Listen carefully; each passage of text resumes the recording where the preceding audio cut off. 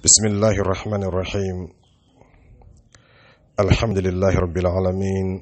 والصلاة والسلام على رسول الله وعلى آله وصحبه وسلم تسليما كثيرا. أما بعد، السلام عليكم ورحمة الله وبركاته.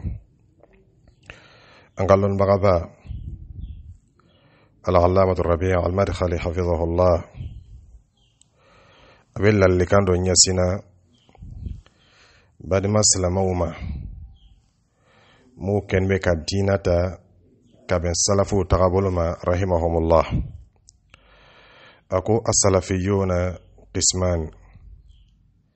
salafu betla kata tlan rofla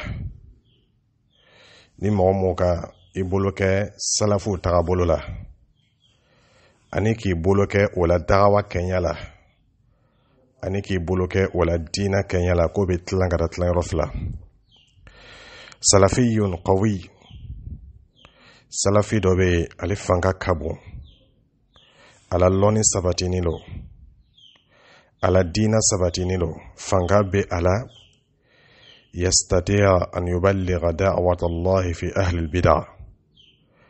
abese ka ala ka dina lase bid'a mawma loni mimbala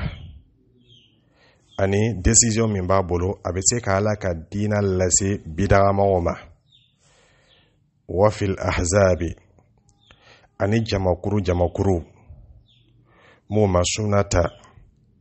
walma fili bɛ mu wɛrɛ tagabolo la an'o la manhajo la.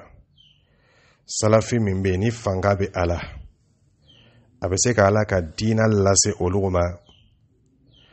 bil hujjati wal burhan,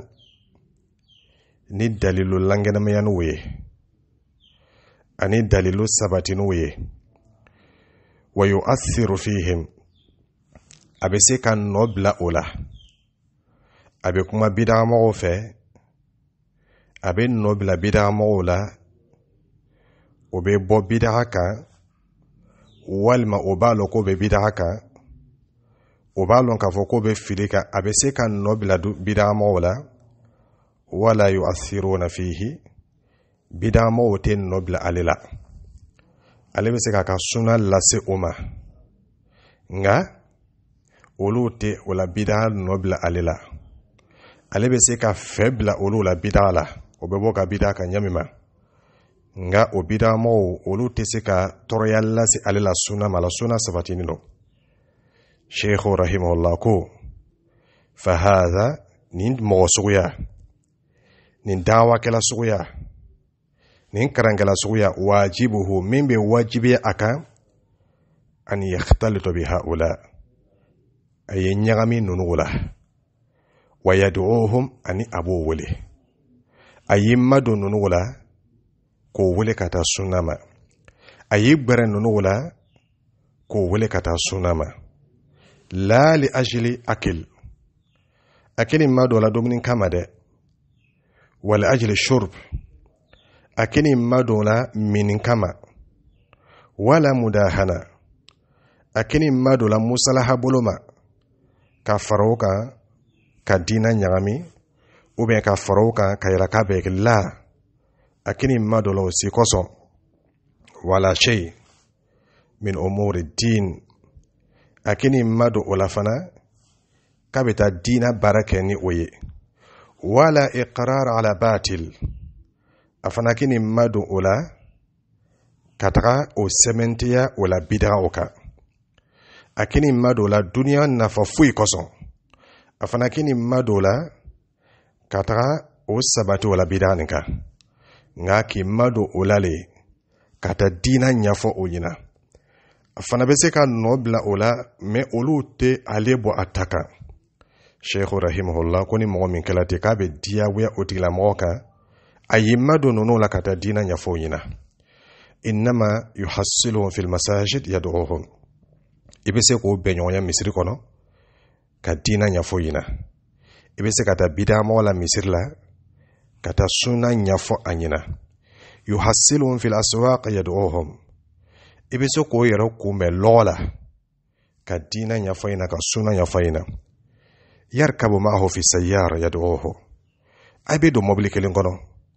ebe dina ya faina ebe mobili kono bida mo na kabe do ne sila da mabe do na ya soro yeni mo so ya ye dina ya faina bida mo ti le soro misiri kono sigiro dama na ya soro yeni mo so ya ye dina ya faina yarkabu ma'ahu fi ta'ira yad'uhu aibe do nyon fa avion kono ye dina ya faina yarkabu fi qitari yad'uhu aibe do terrain kono nyon fa ebe dina ya faina koni mo min kalati ko min be nyine o tigi fo leni mo min ala dina sabatinilo ala loni sabatinilo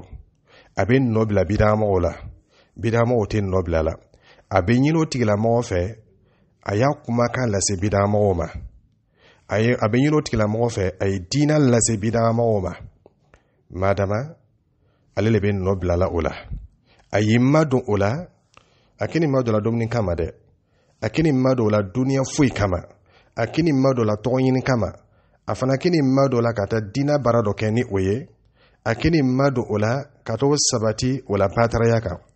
ngabi mado la ka dina ya foyina o mado nyon ya be se ka ke misiri kono abe se ka ke logola abe se ka ke mobili kono abe se ka ke terrain kono abe se ka ke avion kono sheikhu rahimahullah hafizahullah wa ra'a يدعو لأنه لا بد من الاختلاط بهؤلاء أكو أبو ولك تعلم كوني موسو يو إتسكا إما بونو ولا ده إتسكي تكا بونو بيو ما لو فك منهم إتسكي ما بونو ولا nga ikuni chija ile le nobla wala kana nobili la لأن أهل البدع والأهواء أغلبية ساحقة كما سر بدع مو بلما jamana dola ni yoro dola ululi kashiya fokateme wasalafiyun kash'arat albayda fi athawr alaswad salafiyu ulul labanabi kake jamakuru fitini abina fo shigbama damadamani mimbe ken toran fina misi fin ayobe finilo gbama kelengelen be ka chema salafiyu labanabi kake onyoye بدعمه وشما فرغم أن فيه يختلط بهؤلاء إصنامه إما صامه إني نونو سمبيون سنا لكن ما واجبه نغا إكاكان كمولك واجبه تبليغ دعوة الله بالحكمة والموعظة الحسنة من بيني فيه أني من دياوياليك ولي ألاو تلاك دينا لسي نونوما ني حكمة ani wajuli sonyumai Sheikh rahimahullah wa hafizahu ako fahadha akoni ntigi mogomi bese ka dina la seni jogola idha jalasa fi baytihi nasigla ala bona bi hujjati hijran ahli bid'ah ki daluluke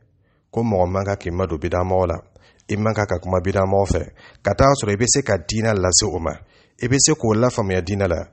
fahadha mautu ad-da'wa ko dawa yɛrɛ sali de bo ye ni ko kɛ dawa bɛ sa dɛ ni ko kɛ dawa bɛ tunu ni ko kɛ hɛrɛ bɛ dan فمثلا إنسان جاهل ضعيف الشخصية أكو ومثال دو بسكا كمية مغمي نفنغاتي عليلا أصبتني ده إذا سمع أدنى شبهة أخذته ناكا شبهة دوني ما أبدو أدسكونا فهذا ينبغي أن ينجو من أهل الشبه والبدع وتقل مغو أبنين أوفي أيما بو شبه مغوني بدع مولا ويبتعد عنهما باير ما يوم كسب كما صار عليه مغوي أتشبه لون أني أتبدع لون فنتسكا يربوالا وسن فعليه ما بو أولا كما صار أولو لبنا النوبل على لتنا النوبل أولا لا يجالسهم نمو سويا كان ننوسي يوم أكان أودي يوم مدولا لكن إذا امتحنك إنسان وسلم عليك أكونغا ni mawda ki lajrabi ka salamu bilima faqul wa alayka assalam yasalamu lamna lakin an tujalisahum wa tuakilahum wa tudahikahum wa tajlisa ilhim fa anta fi hadha mukhti nga yew o sigi nyoya ini bidama o be sigi nyoya ke abidum ni ke nyofe abe nyola yelako abe nyola ni sodia kata so ile ni mo so ye ko ye filile لأن ما فعلته مخالف للمنهج السلفي ومخالف للسنة كما سريك من كان أبي منهج السلفي فنيويا أني أبي السنة فنا فنيويا السلفيون الذين قبلنا شيخ رحمه الله كو سلف موكونا أني قد انتشروا كذلك بين أهل البدع ولو جنزنا بدا موني يونجي وأثروا فيهم وكان نبلا بدا مولا سلف تمنو وكا سونا لسي بدا موما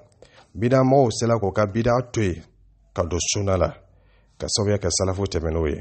مو كوندا وسلا كوكا مو كوندا يا توي كدو سونا لا كسويا كولوي وأدخلوا الألوف في حظيرة المنهج السلفي وسلا كمو وايركا كولو للادو منهج السلفي كما سرو olu yɛrɛ tun sabatini lo o bɛ se ka nɔ bila bidamɔgɔw la o sela o ma ka kumaw fɛ ka suna ɲɛfɔ o ɲɛna bidamɔgɔw ma se ka nɔ bila la ko salafu tɛmɛn'u tun bɛ ten faman kana munaziran qawiyan ni mɔgɔ min kɛla ka fɔ ala dalilu ka gbili a bɛ se ka deba ɲumanw kɛ wa qawiya shakhsiya ale yɛrɛ fana ye mɔgɔ sabatini ye aw aliman walima a kɛla lɔnnibaga ye aqama alhujja o tigilamɔgɔ bɛ se ka daliluw lalɔ ودعا هؤلاء أني أبسك أن بدا معنون بالحكمة نحكمة والموعظة الحسنة أني وجل يمو وسترون آثار هذا أكو أبنا نوي وتما في نمو ميلا كفو ألي بسك مو نفع أبسك دينا لسي موما كتاصرو موجودنا توريا فوي لا سالما أكيجو فناتي فبلا لا دينا كونو Sheikho ko basi foi tola ini bida mo be do mobli kono nga ye dina nya faina ini bida mo be do avion kono nga dina nya faina ini bida mo abi nyon soro misiri kono nga dina nya faina la nyini mi o ye ka lawo tala ka dina lase chugo nyumana akonga ni ka lokitete ina fa kunyama wa dhaifu nga mo mi desenu la wallahi la yukhalitu fil jumla ni mo mi deseni lo ye mo lan foti yani ika lokitese ikana sonde ikana zo ki madola لكن إذا امتحن بالسلام عليه فليسلم نسرانو يوكي لا جربك السلام بالما سلام لبنا ولا شيء عليه فيت أما وإلا فماذا يصنع أبنا ملك لكن لا يخالط ولا يجالس إلي كان صون كا بدا مو دينيويا أني كان صون كو سينيويا نكما نفما بالو نكما نبلا لوني نكونو نكما نبلا فاميالي لكونو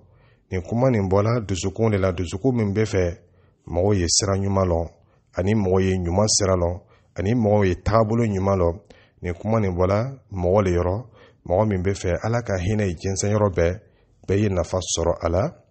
ani aka franfasiali min fanadi franfasiani ni langene mi ani lo la nyine miye ile herla se mo ma kiden sallallahu alaihi wasallam lo mena chila makatu fanwe flanga folila nga abe senima kala ka dina ya faina Allah taala bola do dina kono abe senima kala ta nya foina ala kitila mu kanala olube don dina kono ngana tungo ate dina nya fono no yina atunga ati mado no nola akelen sigila ala bona kono ne mushriku ye amawle ka dina nya foina mu kala sahaba yo wati mu kala sahaba ye sini ani oletu mushriku ye kuno olotu dana ka dina famiyal ko kalama koson dina la sebago kanki janto ni na kosebe ani ka do fara famiyali ka ani ka loni nyini to ma to ani loni la doyala abe labanga ga fitna yi fengo be nyanga mi nyona kiti mote kele yo be ke kele fe mote kele yo be fara nyonka kata so ni ki kose lon ba sabato no la kuma kauma ani ki kose loni ma ani ka loni ta tayrola na de la lawta le be sababa ni kuma kani ibasoro majmu kutub rasail sheikh ibasoro kitabu kono mjaladu folo sofa kemenani ni bisike ani sigi kata se sofa kemenani ani bikondo amalo tara la fam yako madama wallahu ta'ala alam wa sallallahu ala nabiyyina muhammad wa ala alihi wa sahbihi wa sallam tasliman kathira wassalamu alaykum wa rahmatullahi wa barakatuh بسم الله الرحمن الرحيم الحمد لله رب العالمين والصلاة والسلام على رسول الله وعلى آله وصحبه وسلم تسليما كثيرا أما بعد السلام عليكم ورحمة الله وبركاته الشيخ ربيع حفظه الله ورعاه أكيكندو إن أهل البدع الآن كثير أقويال كفوكو بدع مو سيسا وكشيا يملؤون الأرض والعياذ بالله وكن بك دو كلفة ملو دلالكم ولا شيء دو كلفة مبا بدع مو لبي وكشيا فنحن لا نهجر الجميع أنت أندتك بدع مو بلا أنت أنقذوا وبيبلو إنما هم محل دعوتنا وبدا مولو ويانكا دعوة كيرودولي أنغانكا دعوة كيرو من الشو ويرودو يمي ولي بدا مو فانفلاي كدعوة نياسين بدا موما ويانكا بردوي ندعوهم إلى الله أمي بدا مو ولي كتا ألما بالحكمة ني حكمة والموئذة الحسنة أن وجل نموي أمي دعوة نياسوما kechugo nyumana ani wajulu nyumo amo wuli kata Allah ta'ala ma anta tega ubela kama soro anka dawa kayro dolo amo wuli kata chiyama wa amma ar-ru'us mudabbara wa ad-du'at ila al-batil nga bidanya mo babaw ani bid'a kuntigo ani wolil kelo mo be wolil lakata bid'ama fi suhufihim wala sabal fi kono wa majallatihim anuka journalu kono anuka internetu ka wa kutubihim anuka kitabu kono be woleke kata bidama wa ashritatihim ani wala kasatu kono wa muhadaratihim wa nadawatihim wa mawaqi'ihim anuka conference anuka seminaire anuka facebook o be woleke kata bidama o be bida kokoro dum bidanya mawlo fa haula nunu yuharabun ulukan ka kere ويحذر منهم موكان كبن كبو أولوما ولا يجالسون أولوتي سيغنويا إكنا سيغنويا كني أولوي ولا يقرأ لهم إتكرن كأوكا إكنا اللونين تأولو ولا يستفاد منهم نفا تسر أولولا إبي قد أولو بلو كي داتك أولولا يكون أولو جنويا يكون أولو سيغنويا ولي بدا نياموي أني بدا كنتكو أنو موبي ولي كلا بداما وعوامهم المساكين نا موبي نيموكم بداما موبي نولي مسكينوي وكوموي المخدوعون ولولا نمبر لالي كبداير لكو تشيانو كتاسو تاكلما هؤلاء نمغولو ندعوهم إلى الله بالحكمة والموعظة الحسنة أمي أولو ولي كتألو تلمني حكمة أن واجل نيما وهذا الكلام نكما من فلينا سيسا كفرن فاسيالي دو بدا نيمغو أني ولي لكلا كتا بدا با كفرن فاسيالي دو أولو أني قوة مغوشة كوني كما يؤيده كلام كثير من أئمة السنة ومعاملتهم سلفو سنة نيمغو سنة لمامو uluka kumasha manfomi meni sementia ani oka bida mo fana baranyo ya nyamima ni fana be o sementia ويجمع أنهم يدعون العوام إلى الله تبارك وتعالى ولك فو كوبي كنفون ولك تعالى ولا يهجرونهم وتيدتك أولولا كما يهجرون أئمة السوء إذا فو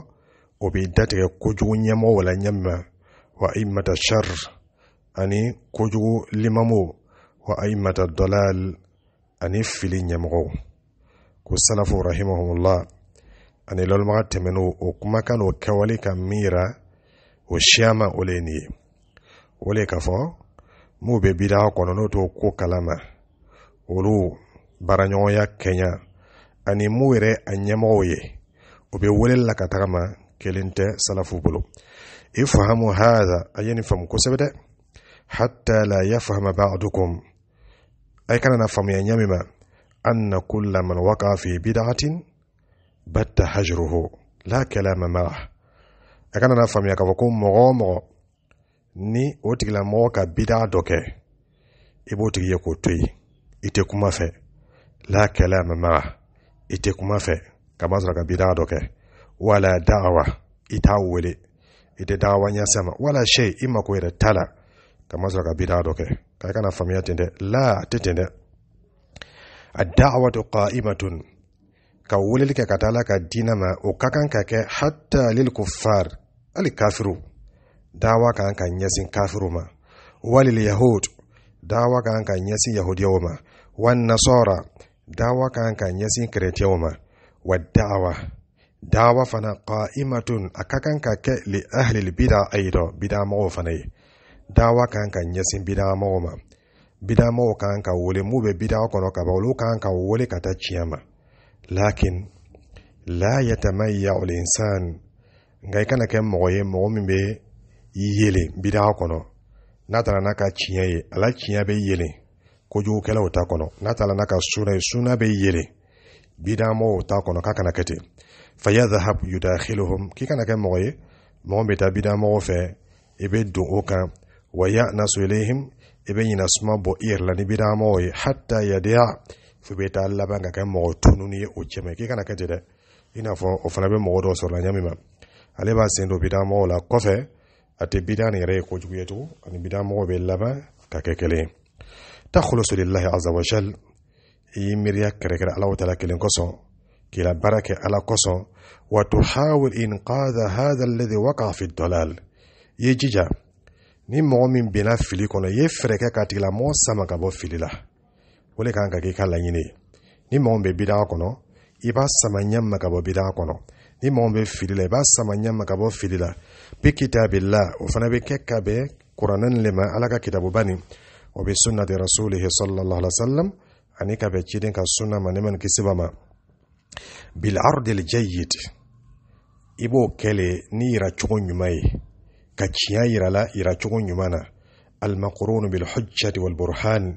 yira cogo min ni ani dalilu bɛ ɲɔgɔn fɛ i bɛ dalilu yira la ka dalilu langɛnɛmaya ye ka wele ni ɲuman ye laɲini ye min a bɛ se ka bɔ ni fili la ɲɛma laɲini ye min a bɛ se ka bɔ ni tiɲɛni na ɲɛma fa inna hadha nin baara ɲuman min filɛ ten sababun min asbabil hidayah ni kanaya sababu dɔ de ye ni ka kɛ ten a bɛ kɛ sababu ye ka kanaya lase mɔgɔ caman ma وقد حصل به هداية الكثير في كثير من البلدان mɔgɔ caman kanana dogo caman ka sababuya kɛ nin baara suguya nin ye ka tiɲɛ yira mɔgɔw la ka mɔgɔw wele ka taa ɲuman ma ka mɔgɔw wele ka taa tiɲɛ ma ka se bid'a mɔgɔw ma ka diinɛ ɲɛfɔ o ɲɛna nka i kana fara o kan i kana o musalaha i kana i ka tiɲɛ to o kosɔn i kana denɲɔgɔnya kɛ ni o ye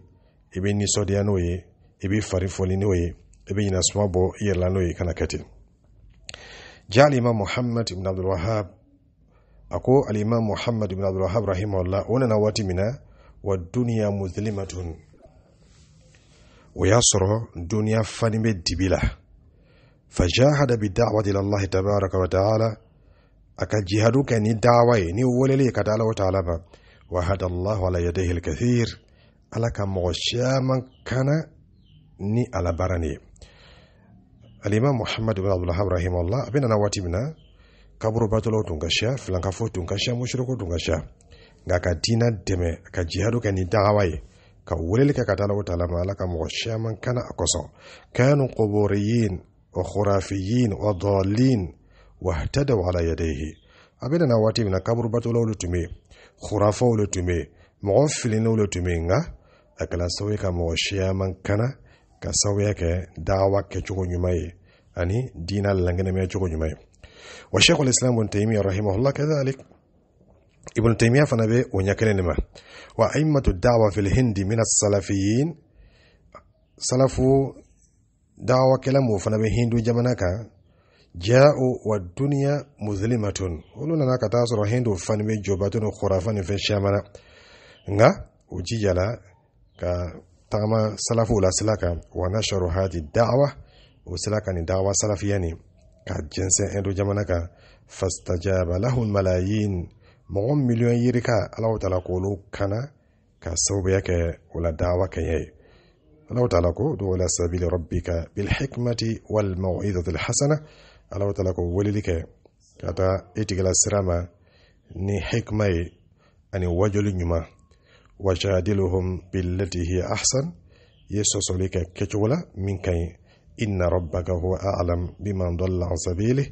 الله تعالى لك الله مؤمن في الله عليه السلام وهو أعلم بالمهتدين الله تعالى فنلك كان بغولو يكما كان يبصر مجموع كتب ورسائل فتاوى فضيلة الشيخ العلامة ربيع بن هادي عمير المدخلي حفظه الله جزء فلا صفا كما سبا أن بيلور نكلي صفا كما سبا بيلور أن فلا والله تعالى أعلم وصلى الله على نبينا محمد وعلى آله وصحبه وسلم تسليما كثيرا والسلام عليكم ورحمة الله وبركاته. بسم الله الرحمن الرحيم الحمد لله رب العالمين والصلاة والسلام على رسول الله وعلى آله وصحبه وسلم تسليما كثيرا. أما بعد فالسلام عليكم ورحمة الله وبركاته. شيخ ربيع حفظه الله أما ينقل لونين كنيما كرمودين قال لونين يجمما أكي كانتو الطريقة المثلى أن تتلمذ على عالم لونين سرى من كين أنا سرى من كفسا ولي يكرمودين يكي كرمودو بلو يلونين تا لون بغدو بلو فإنه يقرب لك البعيد كما سرونيك لونين تا لون بغا سببلو فمي ركجا فميامي ركجا أبو سرونيا إيه إتو بسيغا كاسي فمي ما أتكني سيغي نادي على الله تعالى بسوما ويعطيك خلاصة خبراته الطويلة اسبرانس الشياما مبي علي بلو أني علي ركا سرا جامي بولون يننا أبو خلاصة أني أو رزيمي أني أو كيسي أبو كي تغي كونو سيغي روكيلنا أني واتي كونغروني كونو وفناي نفادوي كرامودين كا كانانغا كرامو بلو weka sawe ka wati surunya ibulu aniki lase lanyini nyumama natikan wati jay وتحصل منه في الجلسة الواحدة على ما قد لا تحصل عليه طول حياتك نيكا كرانغا لون ما سبو بلو abeseka kebe nafado soro abulu sigiro kelena nika karange iyerema ima karange mo bulu bi si bekaitese o nafauma karamo sebo kulu mulazama ka lonin ta obulu ibese ka fendo soro lonina obulu sigiro kelena tuma dolani tula iyeremati ka karange iyerema ibi si bekaito soro aw la tahsul alayhi illa ba'da sinin walma itese kase o nafauma fusan shama temeni kofe kata soro itumese kase o nafauma sigiro kelena ala ka demen kofe tuma namna ni doga karange karamo obulu. هذه هي الطريقة المثلى في نظري تقوم على اختيار كتاب ثم تتعلم منه أكو تعبل من كين يعني سرا من كين لون ينينا ألين يقرأ أولينيه إبه كتابو دو كره إبه كرانك أوكونو كراموچه كان كراموچه مي ني أفهم يانيلو إبه لوني تا كراموچه بولو أبي كران كتابولا إكان كان من كرابولو كما هو شأن السلف الصالح ما يمن تمنو أولوكا كون يلما السلف تعبولو ليؤوي سلف كاللون تا وتتوللا فإنهم كانوا لا يتلقون العلم إلا على العلماء سلف تنغلا وتلون تا ويرمات وبات اللون بغولي بلو وفنتا تبابلو ده وبات اللون بغولي بلو ويسلف تعبولي فإذا لم يتلقى الطالب العلم والقرآن على العلماء ni karamo de min mason ka karange karamo bolo ima son ka qur'ana karamo bolo ima son ka islamiyya lonin ta lon bago bolo sammuhu suhufi aw musahafi lon bago ba fo tigla mogolima ko journal karana o be fama suhufi journal karana aw musahafi o be min ka yere karan qur'ana la ni lon mo ko mo ko suhufi aw musahafi o ko la ka fo ko journal karana lo ko remi aka yere le karan وتسلفوا تعبولي والذي يقرأ القرآن على غير الشيوخ يسمى مصحفي نمو بك كرانك أيرما بكرنا كران أيرما أتاك كران مغوبلو أبي فوتك لما لون مغو فيكو مصحفي تفوتك لما مغو لون بغا وقرأمي عليك كران مغولي على قافي والذي لا يقرأ الحديث والفقه وغيره على العلماء نمو من تي حديثان فقه أني أونيونا برو كران مغو كان أبا كران يرما يقال له الصحفي أبي فاتك لما ما لون موكا كان أني أوكا استله لك الصحفي لأنه يتعلم من الصحف كما صار أبا كاللون تلا بابيو لكونو ni ka me ko sohafi papier karamogodin ale karamogo jele papier la yata'allamu min al-ulama ate karanke lon bago bolo wa salafu rahimahumullah wolu tumbe mo gbanka boni lema yeke papier karamogodin ye ikana karanke lon bago bolo fal ulama lon bago idha jalastahum ni ko sigi nyoya ni kay madu lon baga sebola ka lonin tawbolo tata'allamu minhum awwalan al-akhlaq wal adab ibina fen folo min soro obolo wali ladabu ani jogo ni kay madu lon bola ka karanka obolo abi jogo lanya abi ladabu abi kam mo nyumay abi karan jogo nyumawla abi karan dabadi yakke jogo nyumawla wa qad kana malik rahimahullah malik tungala yarhalu ilayhi an-nas min anha'i ad-dunya mogo bena ma ka bo dunya fambe o bena lo nyini abulu o mi min rahala ila yahya ibn yahya an-nisaburi mawmuna na lonin al-imam malik ibn rahimahullah o doye yahya ibn yahya an-nisaburi al-imam al-azim ali lon bagaba nyamo balu dina kono alladhi qala fi al-imam ahmad rahimahullah al-imam ahmad ki kanto nin chenma ma ra'a mithla kama nyoy هذا الإمام نيلون بغباني نيوي يحيى النسابوري قرأ الموطأ على مالك أكا موطأ كرم مالك كا ثم لما أنهاه جلس تمنى من بنا كرنا أكيسري أننا كتابه من فمكو الموطأ نو إمام مالك كتاب رحمه الله أنا نو كرا مالك كا تمنى من كتابه كرم بنا أما تقدر أمي كوسي أسيجلا لاحظ مالك ذلك لماذا هذا جالس مالك رحمه الله aka karamodin jatimna ko ni karamodin sigin be mulila karambana muliko sabiya munami ko ala dola صبر ثم بعد مدة سأله الإمام مالك رحمه الله الصبر لا كمان كالصبر واتي تبنين كفا كمينك لماذا أنت جالس هنا ملك توي سجن بيا أكن كرم أكا يحيى مينك ملك سو كرم بني كوي سجن بيا قال يحيى كي كانتو ما أتعلم من أخلاقك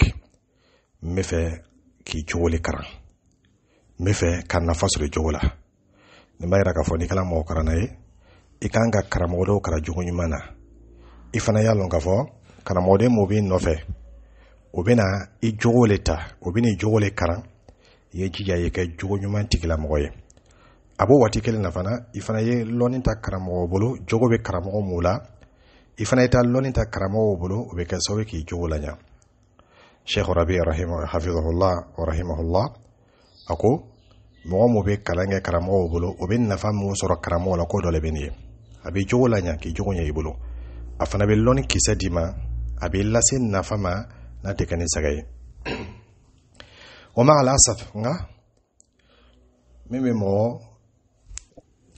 to so chieni watinena tara kathira min an-nas ibe mo shamali ya'nafu min al-hudur inda ahli al-ilm wal akhidh anhum ibe mo shamay abe inni bo tagalima lon bawo yoro ani kata lonin ta lon bawo bolo abi bawma